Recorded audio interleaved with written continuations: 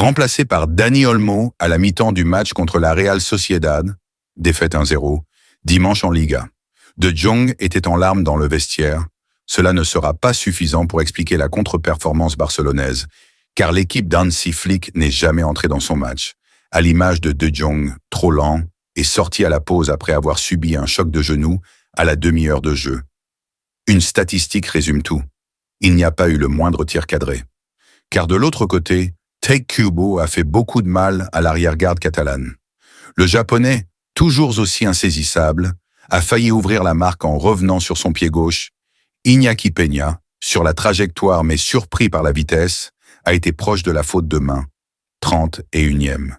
Ce n'est donc pas lui qui a ouvert le score, mais son coéquipier Geraldo Becker 2 minutes plus tard. Sur une tête de John Aranburu et une nouvelle déviation de la tête de Luka Sucic, l'Allemand a profité d'une glissade de Pau Cubarsí pour s'échapper et ajuster Peña, 33e. Juste avant la pause, Kubo a trouvé Becker qui a devancé Íñigo Martínez pour offrir le ballon du break à Mikel Oyarzabal, qui a manqué le cadre, 45+1. Sans De Jong, mais avec Dani Olmo à la reprise, le Barça a proposé un jeu plus direct dans les premières séquences, mais jamais Alex Remiro n'a été mis en danger. Au contraire, la Real a plusieurs fois manqué le coche. Peña a sorti du bout des doigts une reprise d'Oyarzabal qui allait finir sous la barre, 51e. Puis Becker a manqué de justesse et vu son tir croisé du gauche sortir des peu, 53e. Le match s'est poursuivi sur un faux rythme entrecoupé de 2 initiatives de Kubo, 68e et 73e. Avec ce succès, la Real remonte à la 8e place avec 18 points. Le Barça, quant à lui, possède 6 longueurs d'avance sur le Real Madrid, qui compte un match en moins. Sans idée, les Blaugrana viennent de relancer leurs rivaux qui, il y a encore quelques jours, étaient à terre. Frenkie de Jong, 27 ans, 4 apparitions en Liga cette saison, s'est fait une grosse frayeur. Le milieu du FC Barcelone a été victime d'un coup au tibia et d'un autre à la cheville en première période. La douleur était forte à la pause, raconte le média catalan Sport, qui décrit un joueur en larmes dans le vestiaire. L'international néerlandais craignait une rechute, lui qui était revenu après une blessure à la cheville, synonyme de 5 mois d'absence, jusqu'à son retour en octobre dernier. Plus de peur que de mal finalement.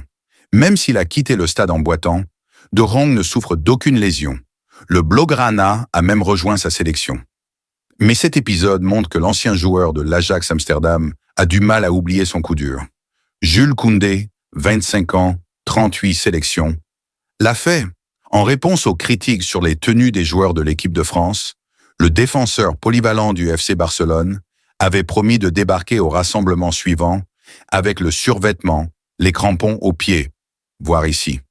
Promesse tenue pour l'international tricolore dont l'initiative a été saluée sur les réseaux sociaux. Le FC Barcelone et l'international espagnol, Lamine Yamal, ont confirmé avoir subi une entorse du cheville droite lors du match contre le Red Star, lors de la 3e journée de la phase de groupe de la Ligue des Champions, d'après un communiqué du club catalan. Pour l'instant, cette saison, Yamal a réalisé 16 apparitions avec Barcelone, toutes compétitions confondues, enregistrant 6 buts et 8 passes décisives à son actif. Lors de leur prochain match de la Liga, le Barça affrontera le Celta à l'extérieur.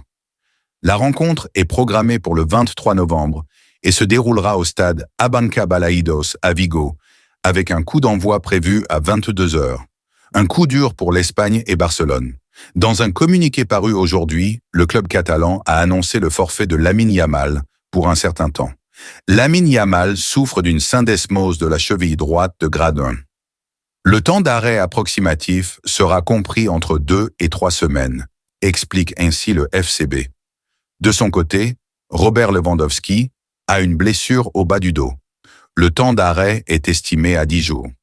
Les 2 joueurs vont donc manquer leur rassemblement respectif avec leur sélection durant ce mois de novembre. L'absence du jeune attaquant avait déjà pesé sur la prestation des Blaugrana hier soir, défait par la Real Sociedad 1-0.